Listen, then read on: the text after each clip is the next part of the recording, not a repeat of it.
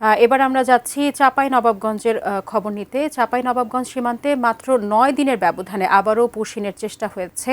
এবার গোমস্তাপুর উপজেলার রক্ষণপুর সীমান্ত দিয়ে ১৫ জন মানুষকে জোরপূর্বক বাংলাদেশে ঠেলে দেওয়ার চেষ্টা করেছে বিএসএফ। তবে বিজিবির তীব্র প্রতিরোধে তা পুরোপুরি ব্যর্থ হয়েছে। বিস্তারিত জানাতে চাঁপাইনবাবগঞ্জ সীমান্ত থেকে সরাসরি যুক্ত হচ্ছেন প্রতিনিধি মোহাম্মদ নাদিম হোসেন। নাদিম হোসেন, আপনার কাছ থেকে এই পুশিন সম্পর্কে বিস্তারিত জানতে চাই, কি অবস্থা সেখানে? জি, ধন্যবাদ আপনাকে।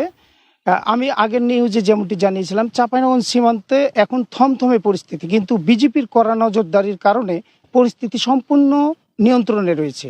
১৬ বিজিপি ব্যাটালিয়নের অধিনায়ক আমাদের যেটা জানিয়েছেন, ঘটনাটি ঘটে গত শুক্রবার দিবাগত রাত ১২টা ৪০ মিনিটের দিকে রক্ষণপুর বিওপির ২২০ নম্বর সীমান্ত পিলারের কাছে নদীপথে নৌকা যোগে এই পুশিনের চেষ্টা করা হয়। ভারতের ৮৮ ব্যাটালিয়নের বিএসএফের কোটালপুর ক্যাম্পের জওয়ানরা ২ জন পুরুষ, ৮ জন নারী এবং ৫ জন শিশু সহ মোট ১৫ জনকে জোর করে বাংলাদেশের অভ্যন্তরে ঠেলে দেওয়ার চেষ্টা করেছিল। কিন্তু সীমান্তে দায়িত্বরত বিজিপির সদস্যরা এক মুহূর্ত সময় নষ্ট না করে তাৎক্ষণিকভাবে কার্যকর প্রতিরোধ গড়ে তোলে। বিজেপির এই দৃঢ় ও কঠোর অবস্থানের মুখে বিএসএফের পুশিনের চেষ্টা পুরোপুরি ভেস্তে যায়। বেশ কিছু সময় ওই ১৫ জন মানুষ সীমান্তে শূন্য লাইনে আটকে থাকে। পরবর্তীতে পরিস্থিতি বেগতিক দেখে রাত ২টা ৪০ মিনিটের দিকে বিএসএফ তাদের ভারতের অভ্যন্তরে ফিরিয়ে নিয়ে যেতে বাধ্য হয়। ১৬ বিজিবি ব্যাটালিয়নের অধিনায়ক লেফটেন্যান্ট কর্নেল মোহাম্মদ আরিফুল ইসলাম মাসুম আমাদের নিশ্চিত করেছেন যে বিজিপি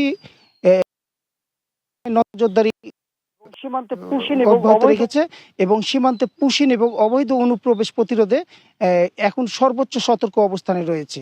আপনাকে আরও একটি বিষয় জানিয়ে রাখি, এটি কোনো বিচ্ছিন্ন ঘটনা নয়। এর আগেও গত ৪ঠা জুনও চাঁপাইনবাবগঞ্জের বাঙ্গাবাড়ি সীমান্তে একইভাবে ফ্লাড লাইট নিভিয়ে এবং কাঁটাতারের গেট খুলে ২৮ জনকে বাংলাদেশের পুশিনের চেষ্টা করেছিল বিএসএফ।